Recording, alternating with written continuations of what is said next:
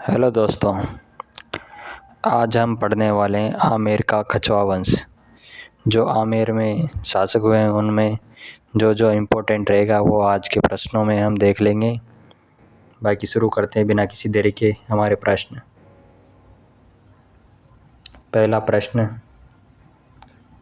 प्रश्न पढ़ने से पहले हम कछवाओं के बारे में डिटेल से जान लेते हैं। सूर्यमल मिश्रण के अनुसार कुर्म नामक रघुवंशी शासक की संतति होने से ये कुर्मवंशीय कहलाए। ढूंढाड़ प्रदेश में अपना राज्य स्थापित करने के लिए कछवाओं ने मीना तथा बड़गुजरों से संघर्ष किया। इनकी प्रथम राजधानी दौसा रही। कछवाह प्रारंभ में चौहानों के सामंत थे। ग्यारह ईस्वी में दुल्ह राय ने बड़गुजरों को परास्त कर ढूंढाड़ में नवीन राज्य स्थापित किया। दुल्ह राय ने जमोरावगढ़ में मीनाओं को परास्त कर उसे अपनी राजधानी बनाया। 1207 ईस्वी में कोकिलदेव ने आमेर में मीनाओं को परास्त कर उसे अपनी राजधानी बनाया। शुरू करते हैं आज का हमारा पहला प्रश्न। आमेर शासक बारमल के बारे में कौन सा कथन सत्य है? बारमल मुगल अधीनता स्वीकार करने वाला पहला राजपूत शासक था। बारमल ने 1562 ईस्वी में अपनी पुत्री हरकाबाई का विवाह अकबर के साथ किया। 1562 ईस्वी में सांबर में ही अपने पुत्र भगवान दास और पौत्र मानसिंह सहित इसने अकबर की अधीनता स्वीकार की। उपरोक्त में सही कथन चुनें। केवल ए व बी सही, केवल बी व सी सही, तीनों सही, तीनों गलत। इस प्रश्न का हमारा उत्तर हो जाएगा तीनों सही।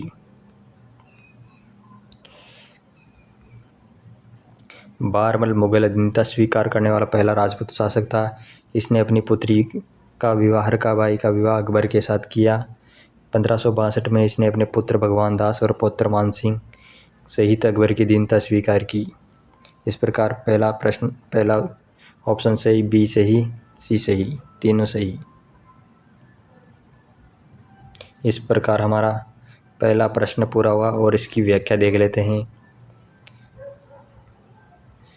भगवान दास 1585 ईस्वी में अपनी पुत्री मानबाई का विवाह जहांगीर के साथ किया। खुसरो मानबाई व जहांगीर का पुत्र था। शुरू करते हैं प्रश्न नंबर 2। मानसिंह के बारे में कौन सा कथन सही है? मानसिंह केवल 12 वर्ष की आयु में ही मुगलों की सेवा में चला गया था। इसने अकबर एवं जहांगीर दो मुगल सम्राटों की सेवा की। अकबर के रणथंभौर अभियान में सुरजनहाड़ा को मुगल अधीनता स्वीकार कराने में मानसिंह ने महत्वपूर्ण भूमिका निभाई। अकबर ने इसे फर्जंद बेटा की उपाधि व 7000 का मनसब दिया। उपरोक्त में सही कथन चुनें। केवल ए व बी सही, केवल बी व सी सही, तीनों सही, तीनों गलत। इस प्रश्न का हमारा सही उत्तर हो जाएगा तीनों सही। मानसिंह केवल 12 वर्ष की आयु में मुगलों की सेवा में चला जाता है और अकबर एवं जहांगीर तो मुगल सम्राटों की सेवा करते हैं। अकबर के रणथंभौर अभियान में सुरजनहाड़ा को मुगल अधीनता स्वीकार कराने में मानसिंह महत्वपूर्ण भूमिका निभाते हैं। अकबर ने इन्हें फर्जंद बेटा की उपाधि व 7000 का मनसब दिया। इस प्रकार हमारे तीनों ऑप्शन सही। व्याख्या देख लेते हैं। 1589 ईस्वी में आमेर का शासक बना मानसिंह। मानसिंह की मृत्यु 1614 ईस्वी में इलिचपुर में हुई।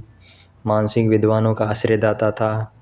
इसी के समय मुरारी दान ने मान प्रकाश व जगन्नाथ ने मानसिंह कीर्ति व मुक्तावली की रचना की। मानसिंह के समय ही रानी कनकावती ने अपने पुत्र जगत सिंह की स्मृति में जगत शिरोमणि मंदिर का निर्माण करवाया। ये जो मानसिंह के बारे में इम्पोर्टेंट तथ्य हैं इनको देख लेना एक बार। प्रश्न नंबर 3। मिर्ज़ा राजा जयसिंह के बारे में कौन सा कथन सत्य है? 11 वर्ष की आयु में 1621 में जयसिंह आमेर का शासक बना। इसने 3 मुग़ल सम्राटों जहांगीर, शाहजहां, औरंगजेब की सेवा की।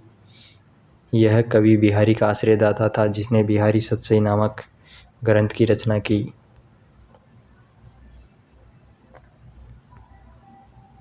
उपरोक्त में सही कथन चुनें। केवल ए व बी सही, केवल बी व सी सही, तीनों सही, तीनों गलत। इस प्रश्न का हमारा सही उत्तर हो जाएगा तीनों सही। मिर्ज़ा राजा जयसिंह 11 वर्ष की आयु में आमेर के शासक बनते हैं और यह 3 मुग़ल सम्राटों जहांगीर, शाहजहां, औरंगजेब की सेवा करते हैं। यह कवि बिहारी का आश्रयदाता था जिसने बिहारी सतसई नामक ग्रंथ की रचना की। इस प्रकार हमारा प्रश्न नंबर 3 कंप्लीट। प्रश्न नंबर 4, सवाई जयसिंह के बारे में कौन सा कथन सत्य है? सवाई जयसिंह प्रथम की तुलना में वीरता, वाक्पटुता को अधिक मात्रा में पाकर औरंगजेब ने इनका नाम सवाई जयसिंह रख दिया। 1700 ईस्वी में जयसिंह ने आमेर का राज्यभार संभाला। सवाई जयसिंह के प्रयासों से 17 जुलाई 1734 को राजपूत राजाओं का हुड्डा सम्मेलन बुलवाया गया। उपरोक्त में सही कथन चुनें। केवल ए व बी सही, केवल बी व सी सही, तीनों सही, तीनों गलत। इस प्रश्न का हमारा सही उत्तर हो जाएगा तीनों सही। सवाई जयसिंह मिर्ज़ा राजा जयसिंह की तुलना में अधिक वीर और वाक्पटुता अधिक पाकर औरंगजेब इनका नाम सवाई जयसिंह रख देते हैं। और 1700 ईस्वी में जयसिंह ने आमेर का राज्यभार संभाला और सवाई जयसिंह के प्रयासों से 17 जुलाई 1734 को राजपूत राजाओं का हुड्डा सम्मेलन बुलवाया गया। इस प्रकार सवाई जयसिंह के बारे में हमने जान लिया और इनके बारे में एक महत्वपूर्ण तथ्य देख लेते हैं, इनकी व्याख्या।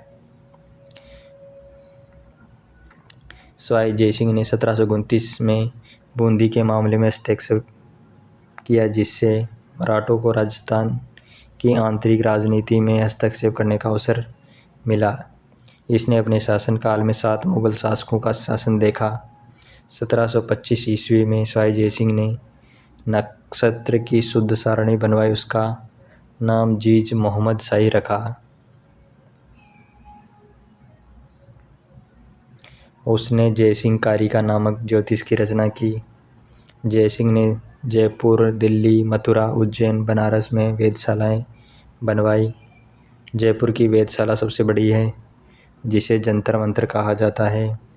जुलाई 2010 में इसे यूनेस्को द्वारा विश्व धरोहर सूची में शामिल किया गया।